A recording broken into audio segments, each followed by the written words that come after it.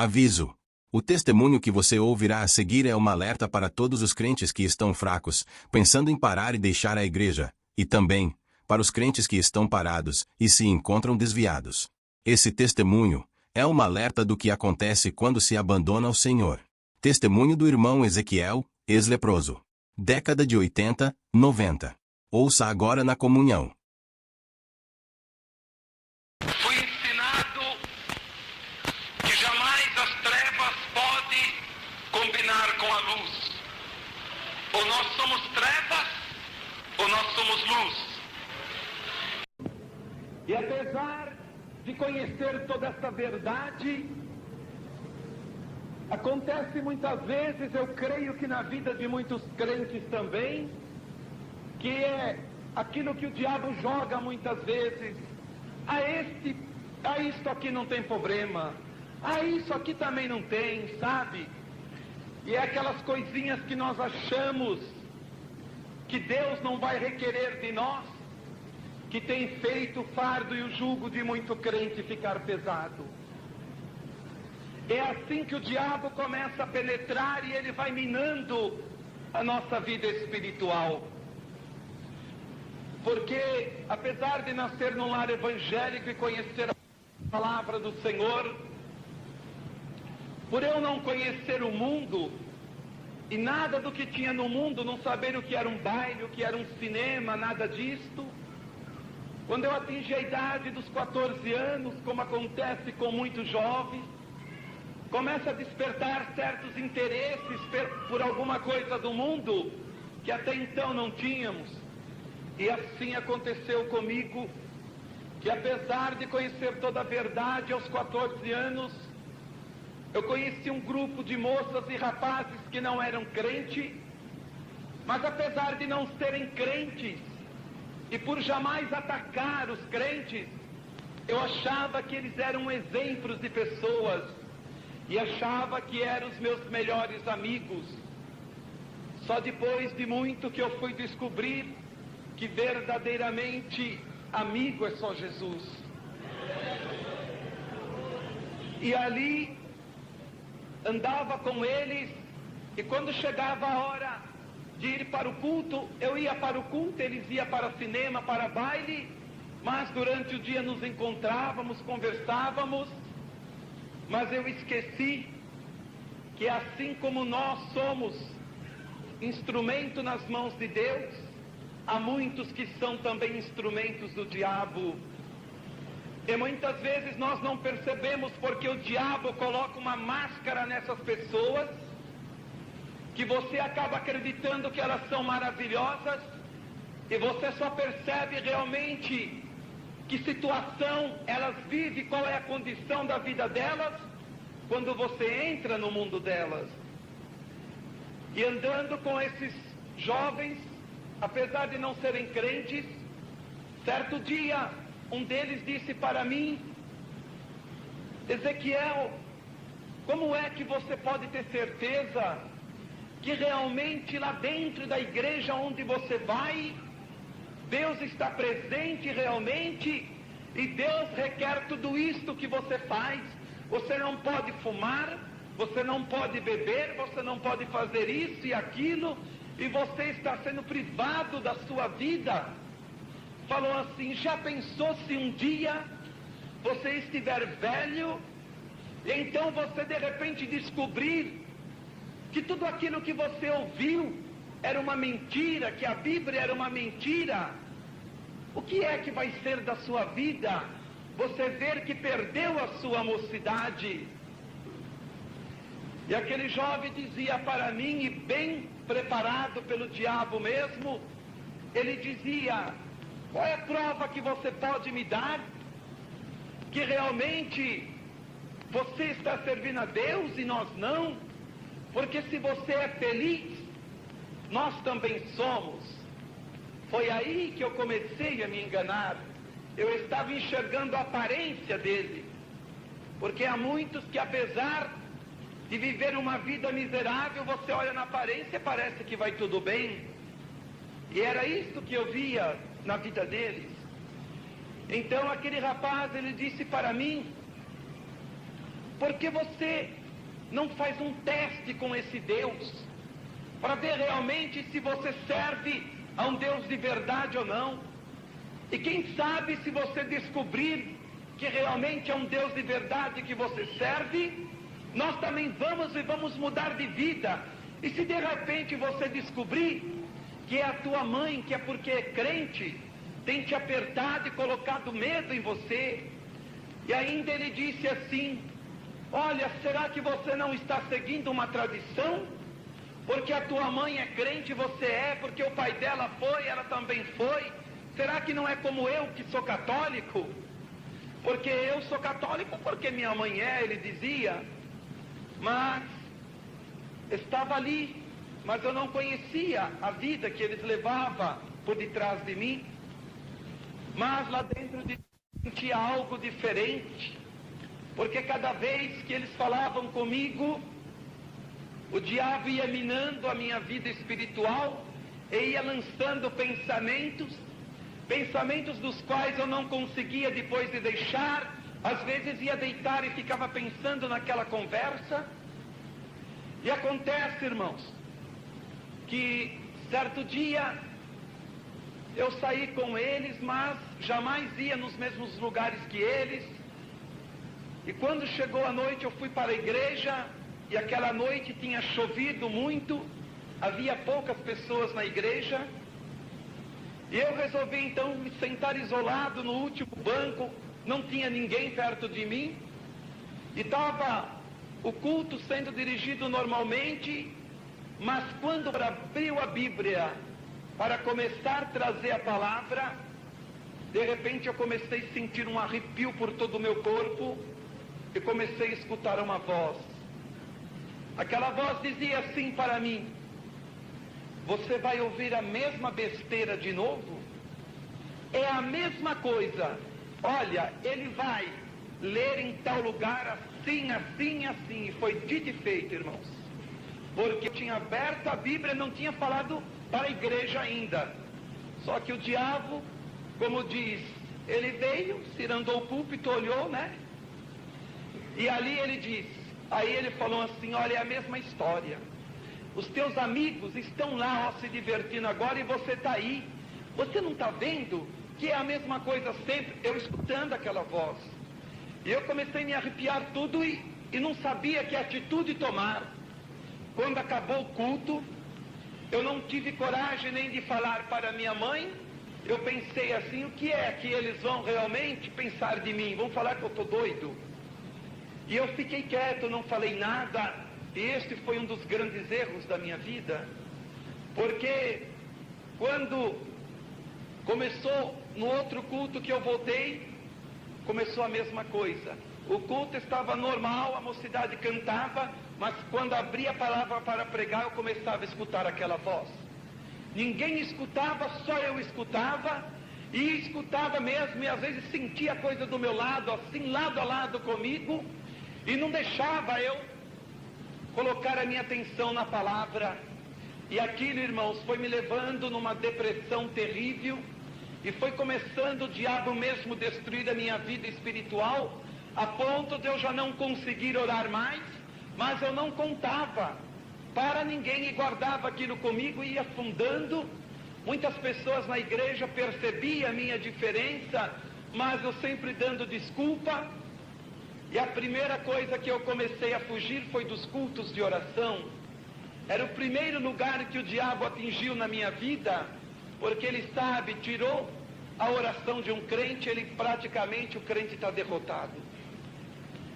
E ali, irmãos, eu encontrava com aqueles jovens, e era incrível. Certo dia um deles disse: Ezequiel, você está indo para a igreja e está piorando, parece que está piorando de uns tempos para cá. E aí, você já resolveu mesmo fazer aquilo que nós propusemos para você, fazer um teste se Deus está lá? E foi o pior erro que eu poderia fazer na minha vida, era querer fazer um teste com Deus. E eu cheguei para eles, eu falei: mas como vai ser esse teste? Aí eles disseram: olha, sábado você vai sair com a gente e vai fazer tudo aquilo que um crente não pode fazer. E no domingo você vai para a igreja. Agora, se Deus estiver presente lá, realmente, de um jeito ou de outro, Ele vai falar. Então, se falar, o que vai acontecer? Nós vamos estar lá junto, porque aí nós vamos estar nesse barco junto com você. E eu peguei e disse, falei, é uma proposta justa, mas o diabo já tinha cauterizado a minha mente. E quando chegou no sábado, eu saí com eles e fui fazer tudo aquilo que um crente não podia fazer. Eu fui fumar, eu fui beber, eu fui para cinema, mas tinha uma coisa diferente, irmão. Toda vez antes de eu colocar a mão no copo de bebida, eu sentia o toque do Espírito Santo. Ele dizia para mim, praticamente eu sentia, irmão, estava dizendo não, não. E não me venha dizer o crente quando ele peca que ele não sabia. Claro que sabe, porque o Espírito Santo avisa o crente antes. E muitos crentes, irmãos, caem no pecado porque é teimoso, porque realmente é rebelde e não dá praticamente ouvido quando o Senhor está nos alertando. E ali eu sentia, sabia que o Espírito Santo estava tocando, mas era aquele teste que eu queria fazer. Peguei, tomei, e tomei mais, e depois fui fumar, e eu sentia.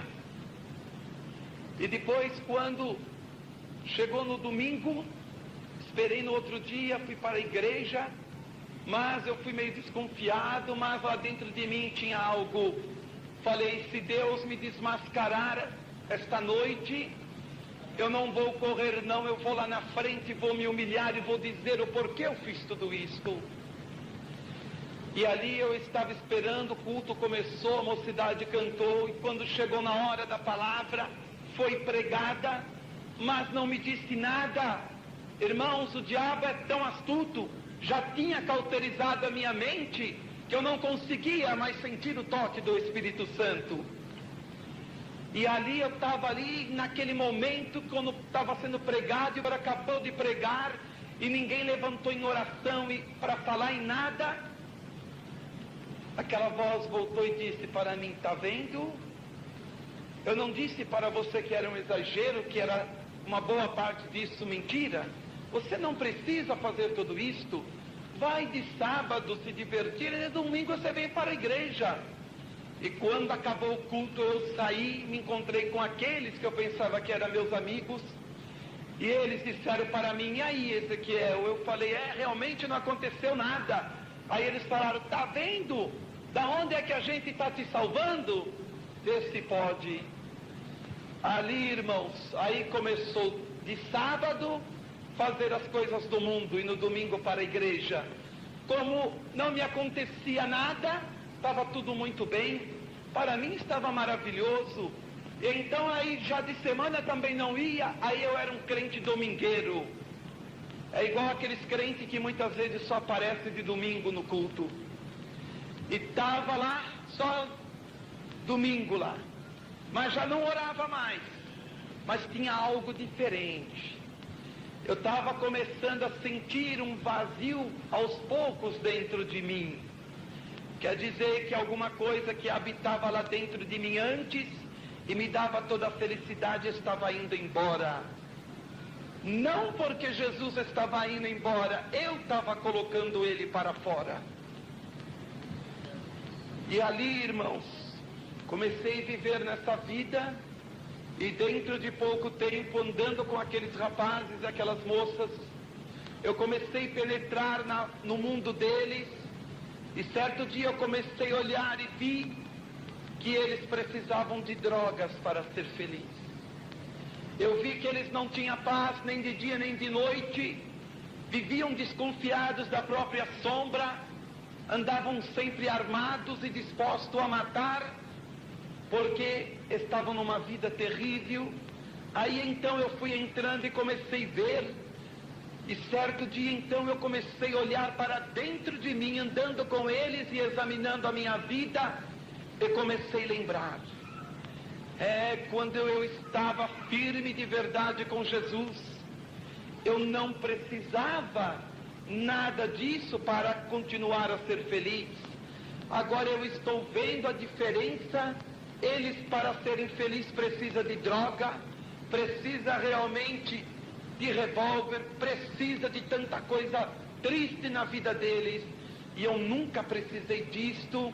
E ali, irmãos, eu comecei, parece que a último momento você abre os olhos, eu comecei a enxergar realmente que eu estava vazio e que eu estava começando a precisar daquelas coisas também. Mas era uma coisa incrível, nas drogas Jesus não deixava eu colocar as mãos de jeito nenhum. Por mais que tentasse, jamais consegui entrar por este caminho. Eles sim faziam isto, e andando com eles, então, certo dia, eu olhei, pensei, eu não posso continuar assim, continuar com eles e continuar na igreja, eu tenho que tomar uma decisão. E a decisão que eu tomei foi de ir para a igreja pela última vez, na noite de domingo, me despedir de algumas pessoas que eu gostava e nunca mais voltar.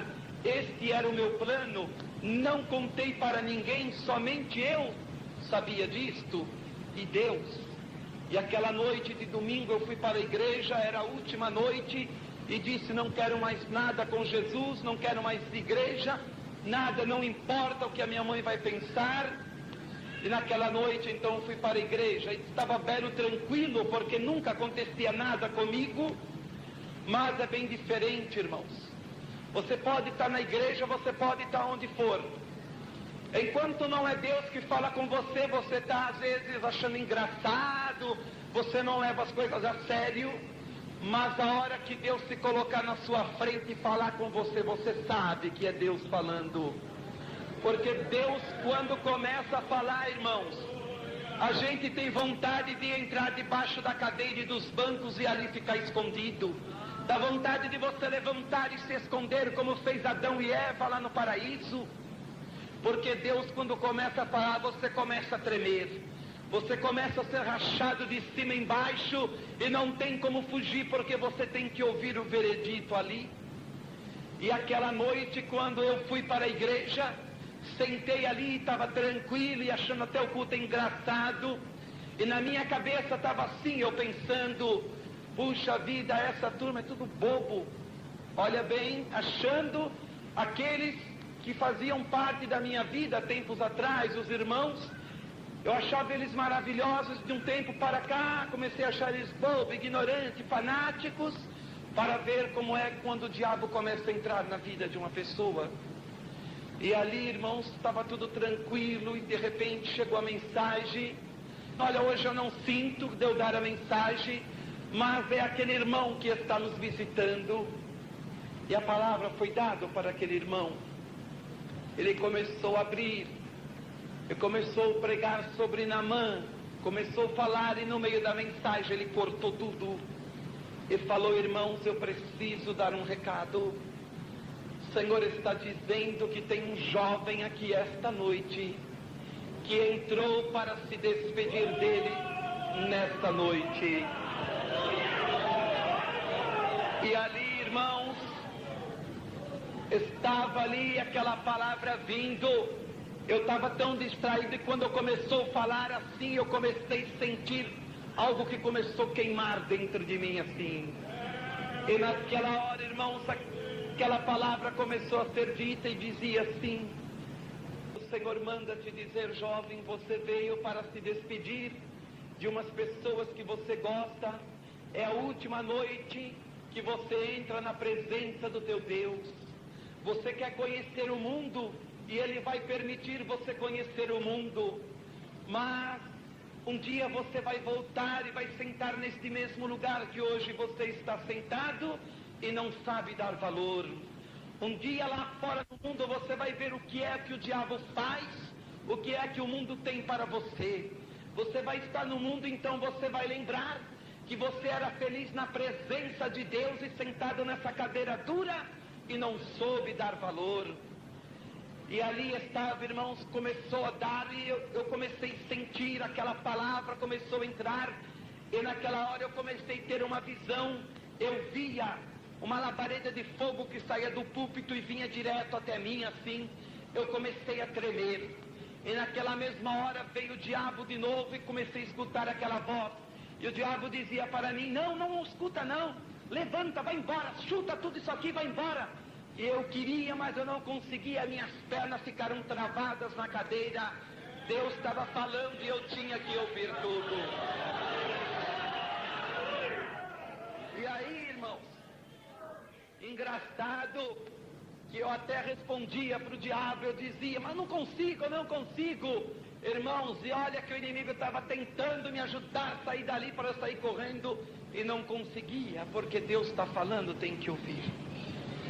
Saí aquela noite e não voltei mais para a igreja, mas eu sabia que era Deus, tinha falado comigo, tinha uma sentença em cima de mim e cedo ou tarde iria se cumprir. Eu saí, não voltei mais para a igreja, continuei a andar com aquelas pessoas, mas aquela profecia estava dentro do meu coração. Eu queria esquecer e eu não conseguia esquecer. Eu ia deitar muitas vezes à noite e começava a lembrar. E aí eu começava a olhar a condição que eu já estava e não conseguia, mesmo que tentasse, voltar para trás.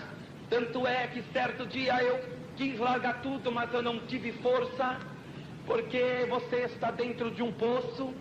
É mais ou menos assim para você, quando conhece a palavra de Deus e começa a ouvir o diabo, ele te dá uma corda, e ele dá aquela corda para você se segurar, e você se sente, acha que não tem problema nenhum, pode ir pecando que aquela corda nunca vai quebrar.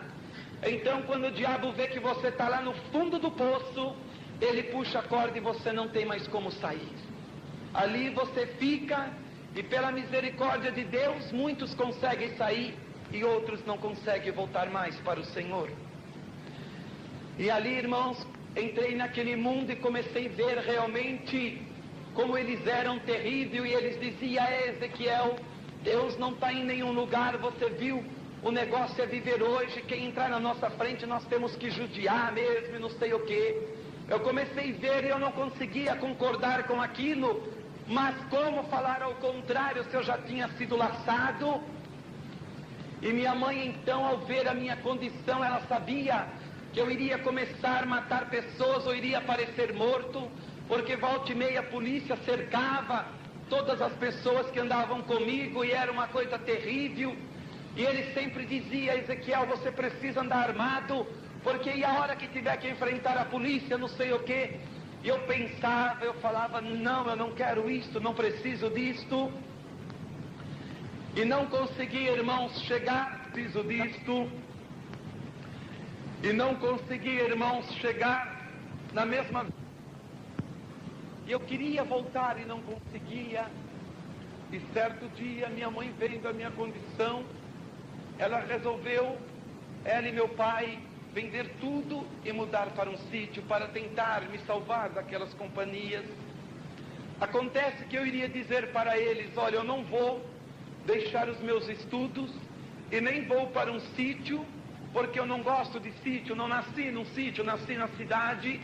Mas o diabo veio e disse para mim, não, fala para eles que você vai.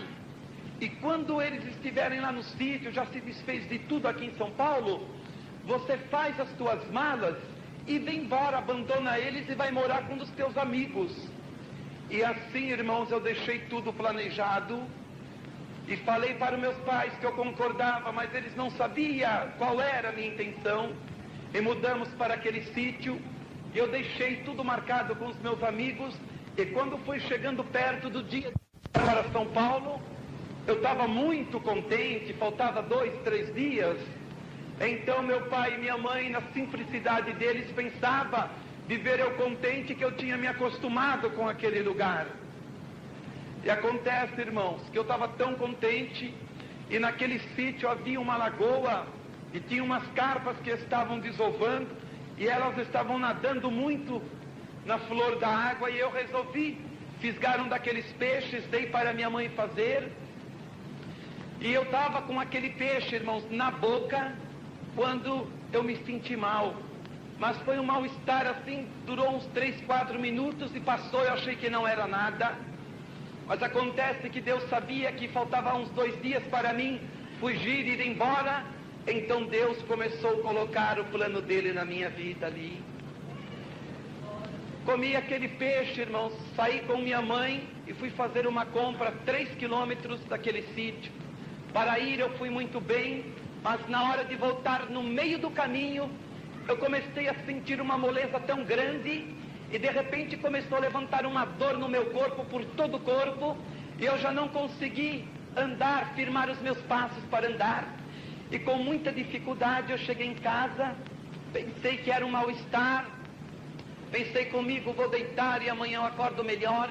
Eu estava enganado, porque eu iria deitar aquela noite e só iria levantar depois de quase 4 anos daquela cama. E quando amanheceu no outro dia, irmão, já não havia mais só aquela dor, uma febre terrível no meu corpo e uma mancha nas minhas costas. E comecei a piorar de uma maneira tão terrível que eu já estava gritando na cama.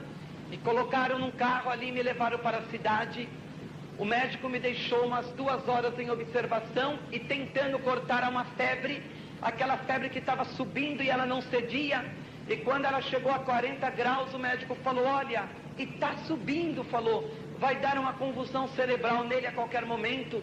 Já tentamos cortar de todas as formas com essas injeções e não conseguimos. A única salvação dele é vocês ir para São Paulo. Ele vai agora entrar nessa ambulância, a senhora acompanha ele, e à noite vocês vão estar chegando lá, e lá eles vão ter um recurso melhor. Me colocaram, irmãos, naquela ambulância, e ali naquela ambulância eu fui piorando durante a viagem. Quando chegamos aqui em São Paulo, a ambulância me deixou no pronto-socorro do Tatuapé. Ali veio os médicos me examinar e disseram à minha mãe, olha, aqui também não temos como ajudar ele, porque aqui é para quem toma tiro, facada, mas ele vai direto para a Santa Casa, e lá haverá um médico esperando ele. Quando chegamos, irmãos, na Santa Casa, o médico disse para minha mãe, olha, esta noite ele vai ficar, amanhã a senhora volta. E durante aquela noite, irmãos, 2 enfermeiras, tentando cortar aquela febre minha com injeções e tudo mais, e não conseguia cortar, e eu gritava desesperado. Às vezes eu saía fora de si, para os irmãos ver que como a injeção não funcionava, e já tinha passado para 41 a febre, eu comecei já a sair fora de mim, e o médico falou, já começou a dar convulsão cerebral.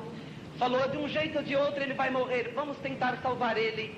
Aí me colocaram numa cama, irmãos, especial, e debaixo dessa cama assim, colocaram barras de gelo.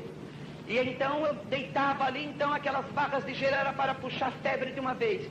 Se não funcionasse também eu iria morrer de pneumonia. E naquela hora, irmãos, colocaram aquelas barras de gelo, colocaram aqueles plásticos em cima, colocaram eu deitado ali, depois de meia hora a febre começou a ceder.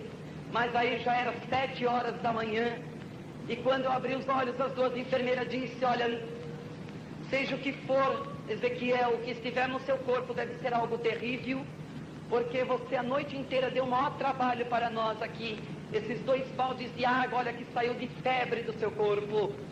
E na hora que o médico chegou, irmãos, ele disse, aguardou minha mãe chegar e disse à minha mãe, olha, não sabemos o que ele tem ainda. A senhora vai para casa, ele vai continuar internado. Quando mandar chamar a senhora? E naquela Santa Casa, irmãos, eu fiquei 15 dias, mas durante aqueles 15 dias aquela febre ia e voltava. Só que aí havia só uma mancha nas minhas costas e começou a se multiplicar em muitas manchas. E em cima daquelas manchas começou a levantar bolhas, e naquelas bolhas começou a levantar feridas terríveis, ficava em carne viva e queimava, e eu ficava desesperado, eu gritava, e não podia encostar nada ali, e eu fui começando a perder o apetite, começou a travar o meu maxilar, eu já não conseguia mais me alimentar direito, e no final de 15 dias, sofrendo e pior ainda, mandaram chamar minha mãe, levaram a mim e a ela, numa sala havia uma junta médica, e um dos médicos se levantou e disse para ela, a senhora tem 2 alternativas, falou, a senhora pode se despedir do seu filho aqui agora e nunca mais vai ver ele, ou pode acompanhar ele para onde ele vai, mas lá onde ele vai também a senhora não poderá mais ver ele, porque o seu filho está leproso da cabeça aos pés, e a lepra que ele tem é tão terrível, que aonde ele encosta, ele está contaminando tudo. E o engraçado é que nós damos remédios de lepra para ele e não funciona no corpo dele. Damos injeção e não funciona, é uma coisa terrível. Parece que é um novo tipo de bacilo. E ali, irmãos, me colocaram naquela ambulância e minha mãe me acompanhando. Quando eu olhei, estava entrando numa fazenda, e se é que poderia chamar aquilo de hospital, estava lá aqueles 2 galpões bem grandes lá no meio daquele mato. E quando chegamos na porta daquele hospital, o motorista da ambulância disse: olha, Ezequiel, você jamais tenta fugir daqui de noite, porque todos aqueles cachorros que estão presos no canil, exatamente às 7 horas da noite eles são soltos. Se algum leproso tentar fugir, certamente vai morrer. É melhor que morra um de vocês do que vocês tentem fugir daqui e contamine milhares de pessoas no meio da sociedade. E ele dizia: e esse outro hospital que está aqui do lado é do fogo selvagem. Sabemos qual que é pior, se é o fogo selvagem ou se é a lepra. Falou assim: olha, aquela cerca ali divide vocês, mas vocês também não podem chegar perto um do outro, nem o que tem a doença do fogo selvagem, nem a lepra. E ali o motorista ficou aguardando o médico saiu para fora e o médico falou para minha mãe: olha, a senhora pode se despedir do seu filho. E naquela hora, irmãos, quem disse tirar a minha mãe dali? Ali eu comecei a chorar, mas eu não sabia se eu chorava porque eu nunca mais iria ver a minha mãe, ou se porque eu iria entrar naquele lugar e não iria sair nunca mais. E quando eu estava ali, o médico disse: Ezequiel, você tem 2 alternativas. Você pode entrar pela porta do fundo ou você pode entrar por a porta principal. A grande diferença é que se você entrar pelas portas do fundo, você vai evitar de ver agora, dentro dos quartos, qual vai ser o seu futuro aqui dentro, daqui a alguns meses. Mas se você entrar por esta porta principal, você vai ver nesse momento como é que você vai ficar daqui a alguns meses. Você vai ver dentro dos quartos. E o médico dizia: Ezequiel, pelos relatórios que chegou nas minhas mãos, a partir do momento que foi descoberta a sua enfermidade, você tem no máximo 1 ano de vida. E ele disse: o máximo que nós vamos poder fazer é ajudar você a morrer sem dor. Falou assim, o mais calmo possível, porque infelizmente eu não vou te enganar. Não tem cura, Ezequiel, e tem mais. Você ganhou um presente dobrado, porque você não vai poder ter ninguém ao teu lado, nenhum outro leproso. A tua lepra é desconhecida, é pior do que a deles. Eles vão morrer daqui 8, 9 meses também igual você, mas tem uma coisa: você vai para o isolamento total, você vai para um corredor, ali onde não tem quase ninguém naquele isolamento, você vai ficar sozinho num quarto e lá você vai passar os seus dias. E ali, irmãos, eu falei para o médico, falei: doutor, eu prefiro por esta porta principal. Ele disse: Ezequiel, eu esperava você xingar, você blasfemar contra tudo que pode existir, porque cada vez que nós dissemos que a pessoa tem isto de vida, tem esta doença, a pessoa se revolta de uma tal maneira que parece um bicho. E eu disse para ele, falei: doutor, eu não quero fazer nada disto. E ele dizia: eu estou até impressionado com isso, de ver você tão jovem. Mas ele falou: você está preparado? Falei: vamos, doutor. E quando eu comecei, irmãos, a entrar por aquele corredor, que ele fechou aquela porta e minha mãe ficou do outro lado, parece que um pedaço de mim ficou lá fora já. E ali, quando eu comecei a andar por aquele corredor, não eram luzes como esta, irmãos, eram umas luzes vermelhadas, bem fraquinha, porque o leproso não pode ter uma luz desta em cima dele. Hoje em dia, existem 5 tipos de lepras. Para 3 tipos de lepra, a medicina achou não a cura, mas sim o prolongar em 20, 25 anos a vida da pessoa, que são certos remédios. Mas ainda existe um tipo de lepra, e que era o meu tipo, que assim eles diziam, que até hoje não tem cura. Então não podia ter essas luzes em cima, porque o leproso ele poderia ficar cego na hora por causa das drogas que era colocada no corpo dele todos os dias. E quando eu comecei a andar por aquele corredor, irmãos, eu comecei a sentir um cheiro muito terrível. E naquela hora, o médico disse para mim: é cheiro de carne podre, Ezequiel. É cheiro da própria doença, e por mais que tentamos, não há como evitar. E ele dizia: engraçado, sofre vocês e sofre nós, e eu nem sei porque eu trabalho num lugar desse. Ele dizia para você: se você quer saber, eu já não tenho nem mais sentimentos, eu não consigo nem tratar a minha esposa e os meus filhos com o sentimento que eu deveria. Por ver tanto sofrimento neste lugar, foi acabando todo o meu sentimento. E ele dizia: Ezequiel, é melhor você não olhar para os quartos, irmãos. Mas eu comecei a andar por aquele corredor e comecei a olhar. E dentro daqueles quartos eu comecei a ver as cenas horríveis. Eu comecei a ver pessoas sem pernas, pessoas sem braços, sem nariz, sem os olhos, pessoas completamente deformadas. Olhei no quarto, eu vi uma moça, não tinha as duas pernas, não tinha os dois braços, não tinha os dois olhos, estava tudo destruído, a cara, um pedaço de carne esperando o momento de partir. Ali eu via pessoas gritando, chorando, se lamentando, eu via pessoas clamando.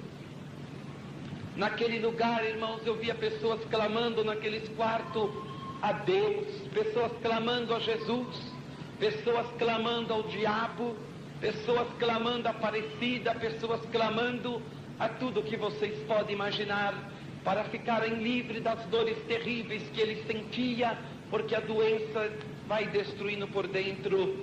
Ali eu vi uma mulher, ela chorava e gritava e dizia: eu preciso sair daqui, porque eu tenho uma filhinha de 4 meses e eu preciso amamentar. E o médico dizia: cala sua boca, porque sua filha já deve ter outra amamentando, porque a senhora não pode sair daqui, está sabendo. Ali eu via um jovem gritando porque queria, ele estava no estágio final da doença, estava ali com algumas horas só de vida e queria ver a mãe e o pai pela última vez e não podia ver, e não podia entrar. E ali, irmãos, era gente que chorava, pessoas que gritavam, pessoas desesperadas. E eu comecei a ser empurrado e o médico disse: eu te avisei, Ezequiel, agora você vai em frente. Eu comecei a chorar e ele dizia: vai em frente. Ele ia me empurrando e daqui um pouco eu cheguei num quarto aonde era o isolamento, aonde estava longe daquele outro lugar. E quando eu entrei ali dentro, ele falou exatamente: só tem uma cama, a única coisa que tem aqui dentro, que é para você não tentar se matar. Mas eu disse: doutor, eu não pretendo. Ele falou: mas quando você estiver na situação deles, você vai preferir a morte. Mas acontece que os lençóis e tudo aqui é feito para aguentar 10 quilos. Não adianta querer se enforcar porque não consegue. E ele disse: e demais, quando você estiver no estágio final da doença, então as enfermeiras e nós estaremos mais perto de você. Mas haverá dias que você vai ficar 4, 5 dias sem aparecer um médico ou enfermeira. E você vai pedir remédio e não vamos dar, porque nós vamos saber que se o seu corpo acostumar com o remédio, você então vai sofrer muito mais do que agora. E quando, irmãos, eu entrei naquele quarto escuro, com o passar do tempo ali dentro, eu já não sabia mais quando era dia, se era noite. Eu não sabia quando era segunda, quando era domingo, porque de tantas drogas, de tantas coisas, eu fui, às vezes eu saía fora de mim assim. Eu dormia às vezes, irmãos, pensava que estava dormindo 2 horas e tinha dormido 2 dias direto, e acordava, então não sabia nada com nada. Para os irmãos terem uma ideia, ali dentro, com alguns meses, de 75 quilos eu vim para 20 quilos. E aonde havia aquelas bolhas que tinha ficado, aquelas feridas, a doença ela começou a comer, irmãos. Que nas minhas pernas ela varou de um lado para o outro, ela comeu nervos, comeu veias, comeu tudo, varava de um lado para o outro. Nas minhas costas ela comeu tanta doença que olhava assim, via meus pulmões trabalhando assim. Minhas mãos começou a entrar numa situação terrível também, começou a atrofiar, começou meu rosto, meu nariz, minha boca, ela começou a comer. Então eu começava no desespero, mas no começo da doença ainda, irmão, a primeira coisa que a doença faz, ela tira a sensibilidade. Então, tanto faz você colocar as mãos no fogo ou na água, é a mesma coisa. Tanto é que às vezes eu queria sentir as coisas, eu colocava a mão, não sentia, eu ficava revoltado. Eu colocava o meu pé para sentir o chão, eu não conseguia. Tanto é que às vezes ia para o banheiro, voltava, o chinelo ficava no meio do corredor e só percebia quando eu sentava que eu ia deitar na cama e que o chinelo não estava no pé. Ali, irmãos, a gente via cenas terríveis e conforme vai passando o tempo, ela vai fechando a sua boca e você não consegue mais se alimentar. E aquela febre que não se aparta um minuto do seu corpo, é dia e noite, dia e noite. Então, às vezes eu via os leprosos gritarem que tinha bicho comendo por dentro do corpo deles. Mas o médico dizia, não é, Ezequiel, é o bacilo que está atacando a parte nervosa do corpo deles, está destruindo o sistema nervoso. Então é o momento final da doença. Então eles começam a gritar, pensa que tem bichos. E às vezes, irmãos, eu olhava pela fresta e via lá longe o leproso no desespero, ele saía pelo corredor gritando e ele tacava o dente em cima assim da ferida e arrancava pedaço na boca. E não estou brincando, Deus sabe que eu não estou mentindo, irmãos. Ficava com o pedaço da própria carne na boca, aquela sangueira e os médicos em cima, correndo desesperado. Às vezes vinha o médico com uma agulha e ele começava a cutucar no dedo dos leprosos. Está doendo aqui? O leproso dizia não. E aqui está doendo? Não. E aqui? Ah, aqui está. Ele dizia fecha os olhos. Eles pegavam uma tesoura cirúrgica, irmãos, e cortava a sangue frio os dedos do leproso ali na hora. E o leproso não sentia dor, porque já estava tudo destruído por dentro, porque já estava podre. Havia o segundo andar, e nenhum leproso jamais queria subir lá em cima, porque toda vez que um leproso subia, ou ele descia sem as pernas, ou ele descia sem os braços ou sem os olhos, porque eles amputavam por causa da doença. Então, irmãos, eu olhava aquilo, e quantas noites eu virava para a parede, eu chorava desesperado, e teve o tempo que eu já não me alimentava mais, somente as drogas abaixo de Deus mantendo a minha vida, e a ponto de eu já não poder mais colocar roupa no corpo e nem lençóis, tive que ser colocado numa cama especial, praticamente quase sem roupa. Irmão, e aqueles paixões passando assim, eu virava para o lado da parede, eu chorava, eu me desesperava. Eu queria, às vezes você pode dizer, mas como e por que você não buscava Deus? Porque o diabo tinha tido ordem de Deus para cauterizar a minha mente. O sofrimento, irmãos, é tão grande, acredite, que você não conseguia lembrar de nada. Eu não conseguia lembrar que um dia eu fui crente. Eu não conseguia lembrar de nada, já era tudo permitido por Deus. E eu estava naquele sofrimento terrível. E o mais duro é você estar num lugar daquele, praticamente com 20 quilos, entrando no estágio final da doença. A doença já aniquilou o rosto, o nariz, já aniquilou as pernas, as mãos e tudo aquilo, aquele cheiro terrível do seu próprio corpo, e você não pode fazer nada. E quantas vezes, irmãos, não é brincadeira, esse bife que nós comemos em casa, quantas vezes chegava aquilo, 200, 300 quilos no hospital, porque eles colocavam em cima da doença, e no outro dia não tinha mais aquele bife. Era para segurar um pouco, para que a carne do leproso não fosse destruído com tanta velocidade como era destruído.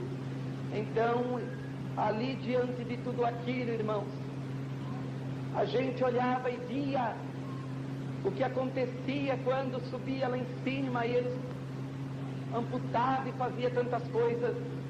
E diante de todo aquele sofrimento, e dentro daquele quarto, o que eu consigo me lembrar até hoje é que você já não pode mais se alimentar, e você vai sentindo algo terrível e sabe que a morte está chegando. Mas o mais duro não é só você saber que está morrendo, é você saber que está morrendo e não tem certeza para onde está indo. Isto deve ser a coisa mais dura na vida de uma pessoa que não tem Jesus. É ele um dia estar no leito de um hospital e chega a hora da morte e ele não tem certeza do que será da sua vida do outro lado da sepultura. E eu não tinha certeza o que seria da minha vida. E o mais terrível, eu queria ver a minha mãe e meu pai, não podia. Há quantas vezes eu queria o consolo realmente só de poder conversar um pouco e não podia conversar. Não tinha ninguém para consolar, irmãos. E o mais terrível é você ter que enfrentar a morte sozinho e sem ninguém. É por isso que às vezes acontece. E às vezes, naquele lugar, irmãos, quando eu comecei a entrar no estágio final da doença, ali, os médicos correndo para tentar me salvar, eu já comecei a cortar o testemunho por causa do horário, irmãos. Entrando ali praticamente no estágio final, eu comecei a querer entrar em estado de coma, e os médicos tudo ali em cima de mim, e tentando me salvar, mas praticamente eu fechei os olhos e já não estava praticamente mais consciente assim como eu estou aqui, somente trabalhando, mas já tinha fechado os olhos. Aí eu comecei a sentir, quando o espírito da gente quer sair, eu comecei a sentir que o meu espírito queria sair, e os médicos em cima, e eu naquele desespero, e naquele momento então, eu escutei aquela voz que disse: eu sou Lúcifer, eu vim para te buscar. Aí ele disse: sou eu mesmo que te tirei da igreja. Ah, sou eu mesmo que usei aquelas pessoas. Ele disse assim: seu miserável, dentro de alguns minutos você vai ser meu. E aí aonde o diabo cometeu o pior erro da vida dele, irmãos. Ele não esperou o momento, e naquela hora ele falou: olha, não fica triste, porque olha para onde você vai. E naquela hora, irmão, se abriu diante de mim aquela visão. Eu comecei a ver o Hades, e lá dentro eu comecei a ver milhões e milhões de pessoas sofrendo em desespero. E ele dizia: olha bem que você vai conhecer, e lá já que eram crentes e que na minha concepção tinham sido salvos. Eram 2 jovens, uma irmã, e aquelas pessoas, eu pensando lá, quando antes de acontecer tudo comigo, que eu estava firme na igreja, pensei que tinha sido salvos, e naquela hora eu olhei, eu vi as 3 lá dentro sofrendo daquele jeito. Ele disse: como se enganam vocês, hein? Pensa, ele dizia que vocês vão para o céu, assim é? Falou: eu vou para o lago de fogo, mas vocês vão comigo. Aí dizia: sabe por que ela está aqui junto comigo? Porque ela mentia nas profecias, e por causa dela muitas almas se perderam. E dizia: sabe por que aquelas 2 jovens estão aqui? É porque elas viviam fazendo as coisas escondido, e elas achavam que não tinha problema. Estão aqui comigo. Aí, irmãos, ele olhou e falou: olha mais que você vai conhecer mais gente. E comecei a ver algum daqueles rapazes que eu andava, e daquelas moças. Ele disse: exatamente enquanto você esteve internado aqui, eu matei ele já, porque eles eram meus, e os que são meus eu conheço. E ele dizia: mas aqueles que não são meus, eles podem estar no mundo do jeito que for, eu não consigo matar, porque eu sei que cedo ou tarde é daquele lá de cima. E ali, irmãos, olha, irmãos, ele mesmo dizia: aqueles que são daquele lá de cima têm uma marca que eu conheço. Ali, naquela condição, irmãos, ele dizendo: aquela lá eu matei, olha, de um jeito. Aquele lá se jogou do viaduto. Aqueles 2 lá, ó, a polícia matou. Fui eu só usei eles, e eles já estão aí. Falou: você vai com eles. Irmãos, eu via, era um fogo, mas um fogo, sabe, escuro. Você praticamente não enxerga, mas as pessoas, elas gemem desesperada. Elas gemem desesperada, e aquele sofrimento terrível. E naquele mesmo momento, irmãos, que eu vi naquela condição, naquele momento depois, eu já estou cortando testemunho, irmãos, porque nesse momento já fazia praticamente 3 anos que eu estava. Então, quer dizer, vinha médicos, às vezes, do Canadá, dos Estados Unidos, fazer conferência de dermatologia em São Paulo, e eram chamados para ver a minha causa. E quantas vezes queriam conversar comigo e eu não conseguia conversar. Então, às vezes, eles iam estar morrendo mesmo, chegava um, tirava um pedacinho, outro tirava um pedacinho, dizia que ia levar para estudar. Então, eles não se conformavam que eu era o único leproso, 3 anos praticamente no lugar daquele, e não tinha morrido, e estava daquele jeito e não morria. E quantas vezes, irmão, médico pensava que eu não estava escutando e eu estava escutando. E diante de tudo isso, ali, irmãos, o inimigo daquele jeito, eu no momento final da minha vida, depois de todo aquele tempo, pela primeira vez em 3 anos, eu me lembrei de Deus. No momento final de eu partir para o outro lado e para o Hades, naquela hora, eu me lembrei de Deus. E o que me fez lembrar de Deus, irmão, foi que na hora que ele começou a mostrar aquela visão e para o lugar que eu ia diante de instantes, e os médicos não sabiam o que estava se passando, eles estavam ali tentando me salvar. Naquele mesmo momento eu comecei a ter uma visão, outra visão diferente. Eu comecei a ver no alto, assim, de uma montanha bem reluzente, uma igreja. E dentro daquela igreja havia milhares e milhares de homens, mas era uma beleza muito grande que eles tinham. Eu de repente olhei e não via mulheres, e eles tinham um instrumento nas mãos que não existe aqui na terra. E só depois de muito tempo que eu fui entender que era anjos de Deus que eu estava vendo. Então, quando eu tive aquela visão também, naquela hora eu me lembrei de Deus. Aí eu caí em mim naquele momento final, irmão, que eu falei, eu não posso morrer desse jeito. Ali naquele momento a minha consciência ali por segundos ela voltou, e eu falei, não posso morrer desse jeito. Eu falei, Jesus, eu sei para onde eu estou indo, e eu sei o porquê eu estou indo. Só que naquela hora eu falei, Senhor, mas lembra daquela profecia.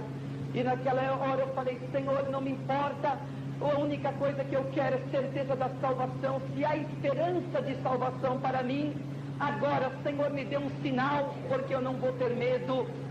E naquela hora, irmãos, é coisa incrível. A pessoa, quando ela é salva por Deus, que ela vai partir, ela sente que ela está levada para cima. Mas quando ela pertence ao inimigo, o diabo começa a puxar para baixo. Você sente que vai passar assim, ó, pela cama, pelo chão e vai embora. E eu senti aquela coisa horrível do meu lado, querendo me puxar para baixo. E naquele momento eu fazendo aquela oração, e no momento que eu estava, irmãos, olha como Deus, ele conhece o que o ser humano pensa até na hora da morte. Naquela hora que eu falei, Senhor, se há mesmo, eu posso ainda ter salvação, Senhor, me perdoa. Mas, irmão, só na mente falando isso, porque não tinha jeito. Eu falei, Senhor, me dê um sinal. E naquela hora, irmãos, que eu estava ainda pensando, eu comecei a escutar uma outra voz. Mas ali era a voz do Senhor pela primeira vez. E essa voz eu nunca vou esquecer na minha vida. Aquela hora, irmãos, eu comecei a escutar uma voz. E com todo aquele Hades, vendo o inimigo do lado, eu comecei a escutar uma voz que disse assim: a ti eu te digo que por amor à tua mãe, que é minha serva, e pelo meu povo que está orando e jejuando por ti, eu vou te dar a vida de volta.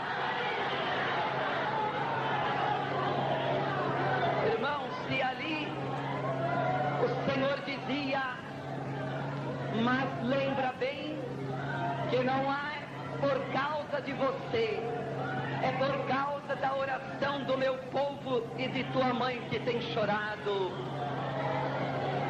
E ali, irmãos, o Senhor dizia para mim, mas para você sair deste lugar, você terá que provar que me ama.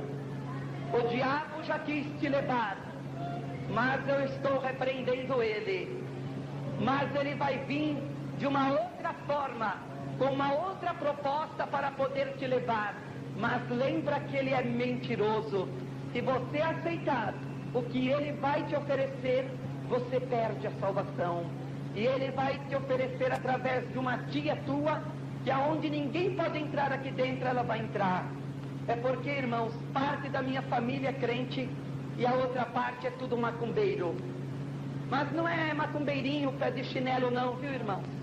É macumbeiros que fazem um trabalho de macumba de manhã à tarde, eles têm a resposta para matar uma pessoa. E acontece que essa tia minha é a grande líder, né?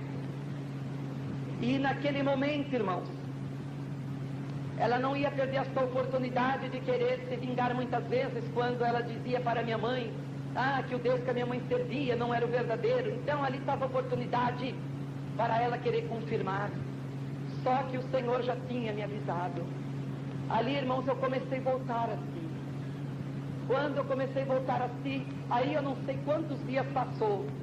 Aí eu estava naquela situação. A única coisa que tinha melhorado é que a febre de 3 anos tinha ido embora. Então eu estava mais tranquilo, mas nem melhorava e nem piorava. Passou alguns dias, creio eu estou lá deitado naquele quarto escuro, eu escuto aquele barulho de salto alto. E naquele momento eu vejo ela chegar perto da minha cama e ela disse, Ezequiel, quem disse que ninguém entra aqui? Os meus dias abriram o caminho para mim entrar. E aqui eu consegui entrar, me permitiram entrar, porque quem falou por mim lá com o diretor do hospital foi os meus dias. Ele falou, e eu estou aqui com uma proposta para você. Eu quero te dizer que grande amor Deus tem por você, hein? Você pecou e olha a forma que Ele te deixa. E aí ela dizia, olha, o Deus da sua mãe deve ser bem surdo, porque eu vi a tua mãe, sabe, esses dias, e eu notei uma coisa nela. Ela estava indo para a igreja com a cabeça baixa, sabe?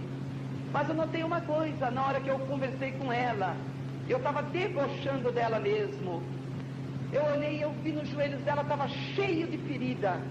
Mas eu acho que é de passar as noites orando para um Deus que não escuta, né? E ela dizia, onde será que está o Deus da sua mãe?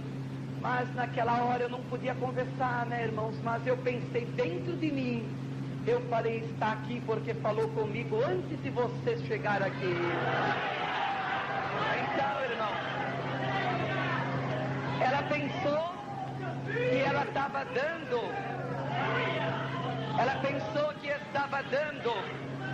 o cheque-mate ali, mas não sabia que Deus já tinha falado comigo.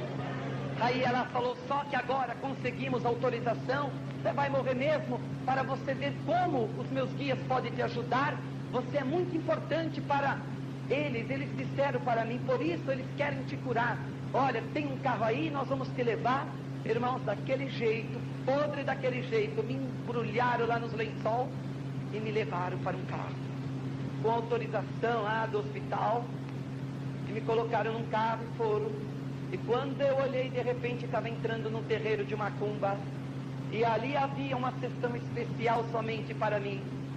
Aí naquele momento, o primeiro pai de santo incorporado com um dos guias dele lá, que aqueles demônios, levantou e veio e disse para mim, eu digo que você é importante para mim.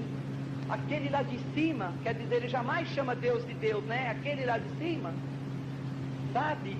Ele falhou, mas eu não vou falhar, porque eu quero você. Se ele te deixou, eu não vou te deixar.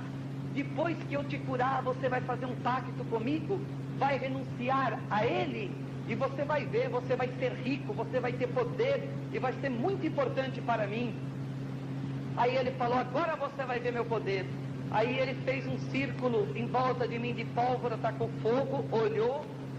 Aí ele pegou uma bacia plástica cheia de pipoca, jogou na minha cabeça, foi jogando, e ele ia dizendo, pegam, dizia para aquelas mulheres que estivessem de branco, pega cada grão de pipoca e não deixa se perder, vai colocando de volta na bacia.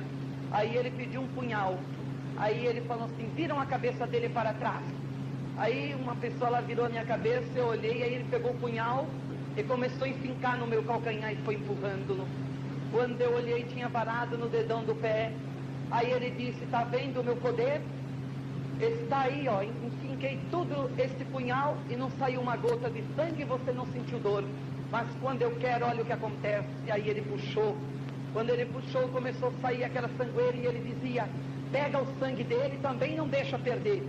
Aí disse para os pais de santo: agora pega o sangue, fez vela vermelha, branca, e vocês pegam esse punhal e essa bacia cheia de pipoca. Eu quero vocês antes da meia-noite, antes que entre a linha da esquerda, eu quero vocês no cemitério da Vila Formosa, e eu quero vocês lá no meio daquele cruzeiro. Os irmãos viram, né, que aquilo lá tem quase uns 20 metros de altura. E falou: eu quero vocês lá, e eu vou estar lá esperando, e faz o trabalho. Só que é vida por vida, o demônio dizia para o pai de santo. Não deixa ninguém virar as costas depois que o trabalho tiver feito. A responsabilidade de vocês. Quando chegamos naquele cemitério, irmãos, entramos lá dentro, e quando chegamos naquele cruzeiro, às 9 horas da noite, começaram a fazer o trabalho. Colocaram aquela bacia plástica de pipoca ali, enfincaram o punhal no meio, começaram a acender velas em volta, começaram a fazer mais coisas. Quando o trabalho estava completamente feito, os pais de santo falou: agora todo mundo sai de costa. Só que ninguém, irmãos, ele dizia: ninguém vire para trás mais, hein? Só que eles tomaram conta de todos os meus parentes, de outros que estavam junto ali. Só que esqueceram de mim. Quer dizer, esse está morrendo, não precisa se preocupar. Só que estava lá dentro de mim. Falei: Jesus, eu não tenho nada a perder, eu vou virar para trás. E ele, com a maior preocupação com todo mundo, irmãos, com todo mundo, esqueceu de mim. Mas aí eu estava sendo carregado. Quando eles afastaram 50 metros, eu virei a cabeça para trás e olhei. O fogo daquelas velas estava da altura daquele cruzeiro de quase 20 metros, que é impossível uma vela fazer fogo dessa altura, certo? E no meio daquele fogo, eu olhei e eu vi o demônio.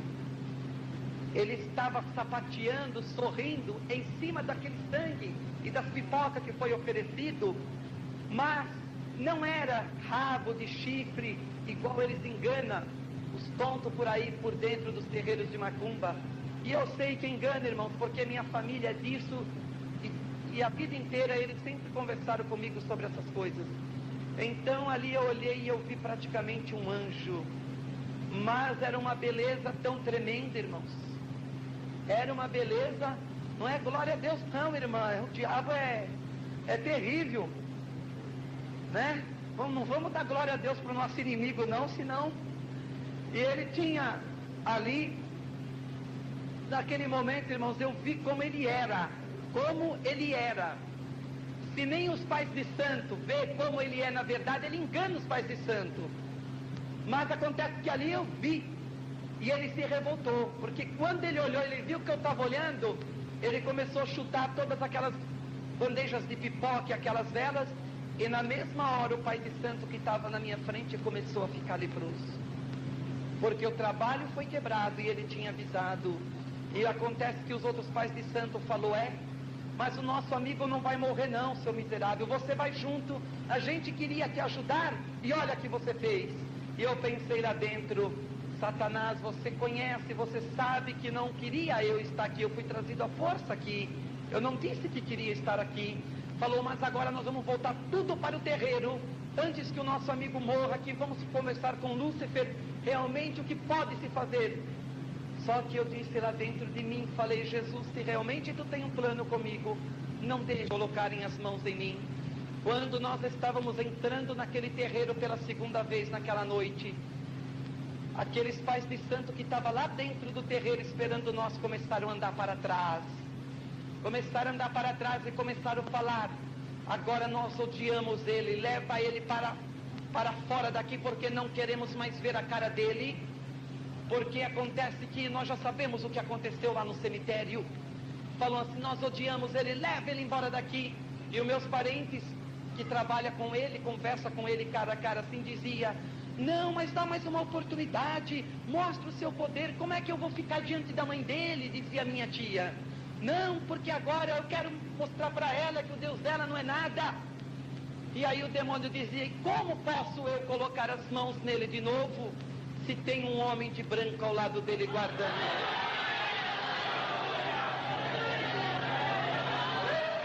Ele dizia, irmãos, ele dizia, a primeira vez que ele entrou não tinha ninguém ao lado dele, Mas agora a segunda vez tem um homem de branco e eu não posso olhar para ele. E os meus parentes, irmãos, do lado procurando o homem de branco. E dizia, mas cadê? Eu não enxergo, onde é que ele está? Não sei o quê. E ali eles tiveram que me tirar dali e me levaram de volta para o hospital. Só que quando eu cheguei lá eles falaram, Ezequiel, você queria morrer, então agora você vai morrer. Porque nós vamos fazer tudo quanto é trabalho de candomblé e de quimbanda para você. Você vai ver o lado terrível da macumba que você não viu. E ela falou, agora você não pode viver mesmo. Irmãos, passou alguns dias, eu comecei a sentir cheiro de vela, cheiro de pinga. Eu sentia, o inimigo ele chegava na beira da minha cama assim, ó, e sentava. Eu escutava o barulho da minha cama, quando abaixava. Aí eu sentia aquela coisa horrível.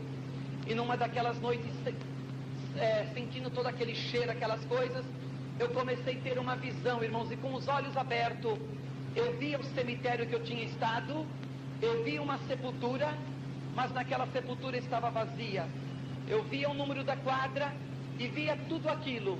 Mas acontece que naquela hora que eu estava vendo, em volta daquela sepultura, estavam os meus cantando.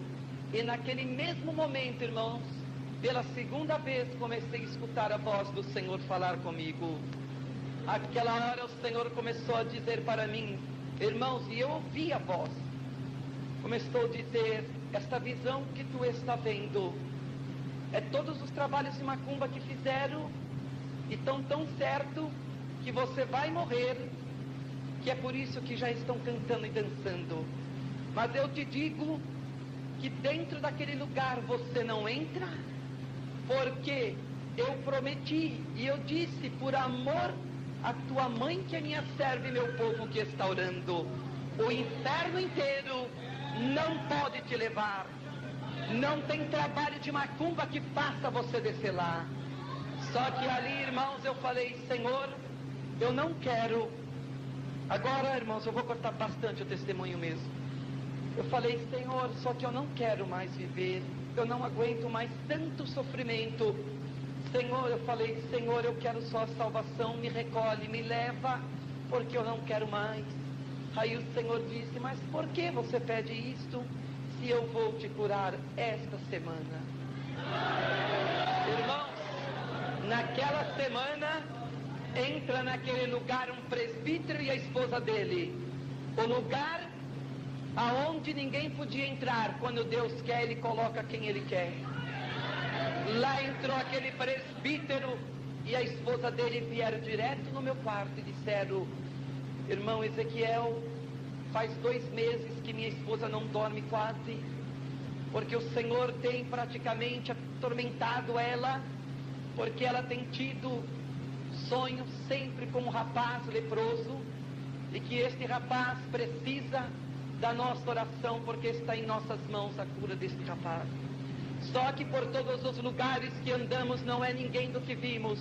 E quando olhamos para você agora, é você que vimos na visão.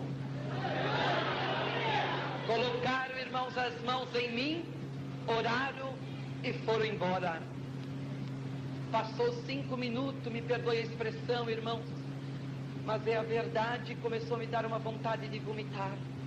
Eu disse, vomitar o quê? Vomitar o que? Aqui vai sair pedaço de fígado, de rim, porque está tudo podre. Mas naquela hora escutei a voz do Senhor novamente a dizer, não tenha medo, porque eu estou te curando. Comecei a vomitar sangue, bolas e bolas de sangue coalhado, parecia uma carniça. Quando acabei de vomitar, tinha vomitado 6 litros de sangue. Quando os médicos vieram correndo desesperados, aí eles enlouqueceram de vez. Porque falou, mas se ele vomitou 6 litros de sangue, o que é que tem no corpo dele agora? Aí vai eles me abrir para ver. Quando eles examinam, eu tinha outros 6 litros de sangue limpinho dentro do meu corpo.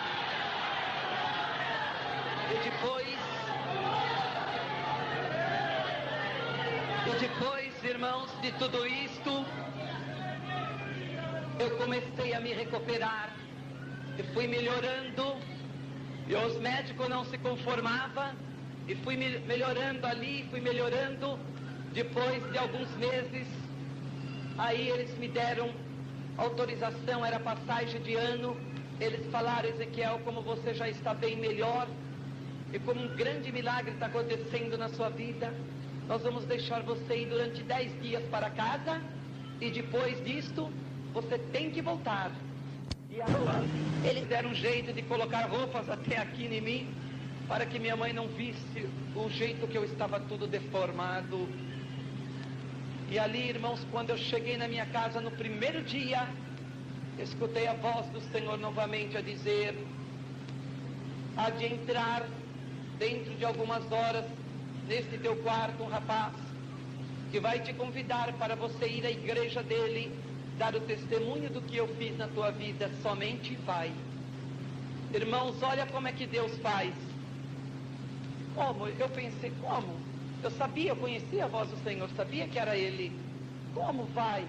Eu pensei, estou com a mão tudo deformada, o rosto, a boca, o nariz, tudo destruído, meu corpo. E eu vou assim? Estou parecendo um bicho. E estava mesmo, irmãos, coisa terrível. Só que naquela hora, irmãos, o Senhor disse para mim: tu queres voltar para o leito de dor? Vou cumprir o que eu estou te dizendo.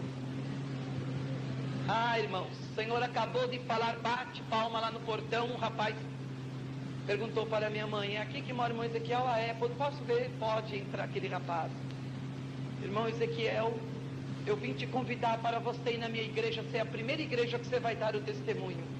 Mas Deus cegou aquele rapaz, irmão, porque se fosse um outro, jamais iria me convidar de ver do jeito que eu estava, tudo defeituoso. E eu perguntei para ele, quando é? Ele falou, sábado agora. E o dia que ele foi era segunda-feira. E eu falei, então, eu aceito, disse para ele, conversando ainda, nem estava podendo andar direito. Ali ele foi embora, irmãos. Na terça-feira eu estava do mesmo jeito, quarta-feira eu estava do mesmo jeito, mas quando foi na quinta-feira, eu lá dentro de mim pensando, falei, Senhor, eu não vou desse jeito. Como eu vou no meio do teu povo desse jeito? Aí o Senhor veio e começou a falar comigo. Eu sei o que está pensando. Eu não sou Deus para fazer minha obra pela metade. Quando subir naquele púlpito sábado, 8 horas da noite, você estará completamente liberto e não estará assim. Irmãos, quando foi terça-feira, 10 horas da noite, começou a me cair um sono tão pesado. Mas não é um sono normal que a gente tem, era um sono diferente. E ali, irmãos, eu não aguentei dormir. Quando eu acordei, era 4 horas da manhã de sábado. Mas naquela escuridão eu mexi a mão assim, eu falei, mas minha mão está mexendo? E ali eu levei minha mão ao rosto, eu falei, mas cadê aquele buraco, aquelas deformação? Eu não senti, irmãos. Aí eu coloquei a mão onde tinha aqueles buracos terríveis na minha perna e não via mais. E fui colocando onde estava todo o meu corpo deformado e não via mais. Eu comecei a ficar assustado em cima da cama. Eu falei, algo aconteceu.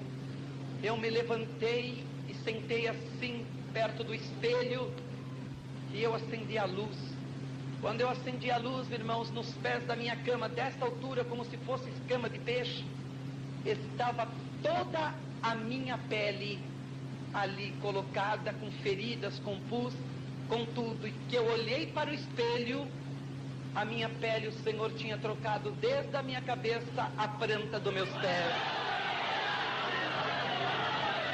A minha pele, irmãos, a minha pele estava igual à pele de uma criança recém-nascida. Mas quando, irmãos, eu olhei para o espelho, eu enxerguei atrás de mim um anjo que estava atrás de mim sorrindo. E ele disse, não vire para cá.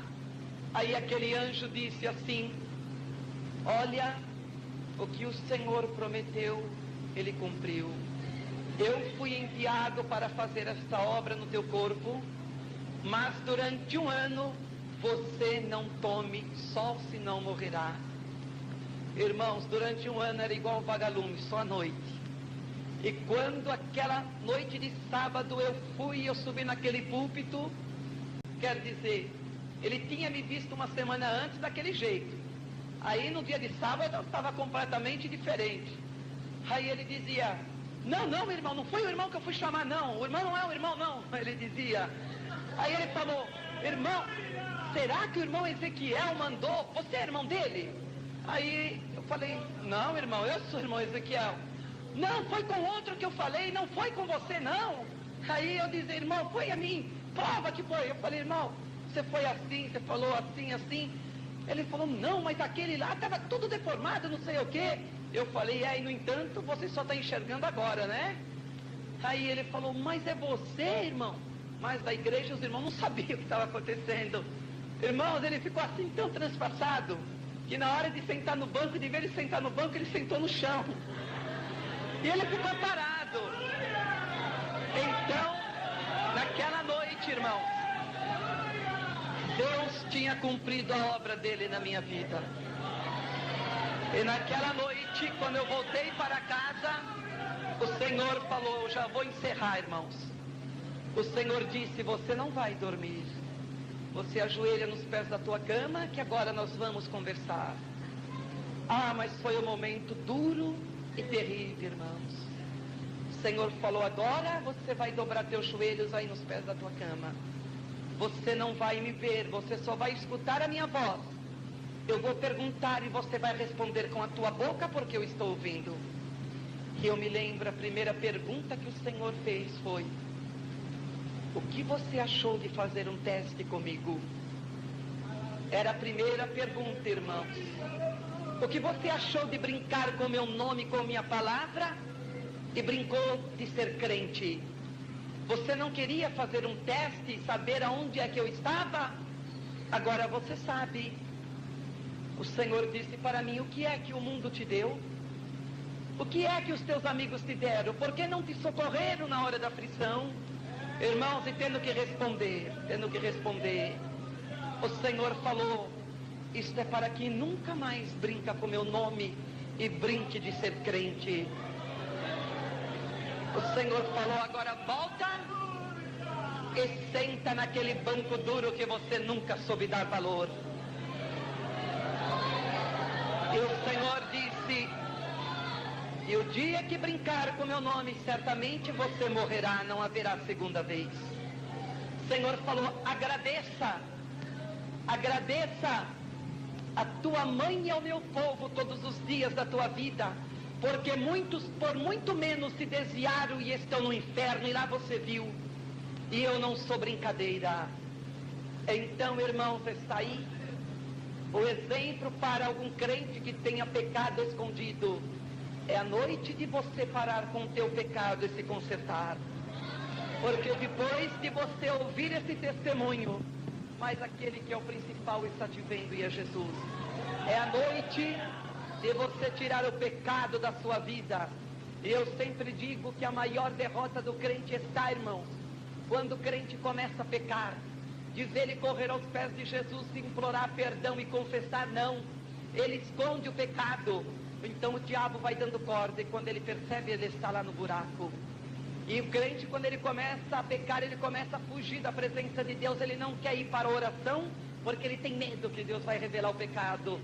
Mas não adianta, a hora que Deus quiser falar com você, você vai acabar num leito de um hospital ou da tua casa, e de lá você não pode sair, e lá você tem que ouvir Deus falar. Por isso, irmão, eu digo, tenha certeza de uma coisa, que há muitos crentes sofrendo por colocar as mãos indignamente na Santa Ceia, e não sabe o porquê a casa está virada de ponta cabeça, ou porque a doença não sai do corpo, porque ora e faz campanha, porque coloca as mãos indignamente na Santa Ceia. Está morrendo espiritualmente, muitas vezes não percebeu. Mas uma coisa é certa, irmão, Deus nunca deixa ninguém ir para a sepultura sem antes dar uma oportunidade de mudar a sua vida. Irmãos, como não há tempo de orar por revelação, agora você que está enfermo, muitos de vocês vão chegar em casa, Vocês vão chegar na sua casa, muitos vão procurar a hérnia, vão procurar o caroço. E eu só peço uma coisa: é as mãos de Jesus que te cura nesta noite.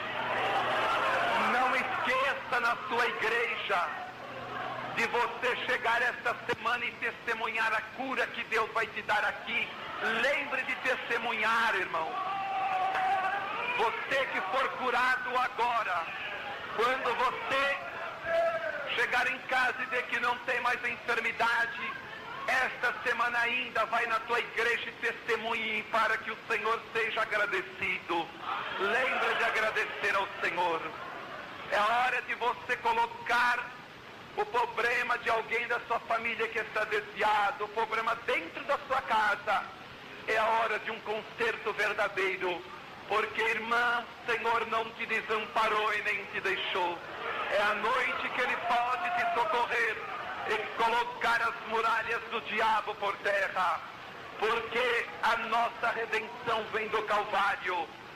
E o incrível que pareça o nome do tema, como é que é, irmão Marcos? Exatamente.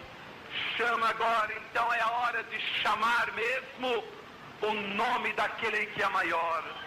É a hora daquele sangue ser derramado sobre a nossa vida.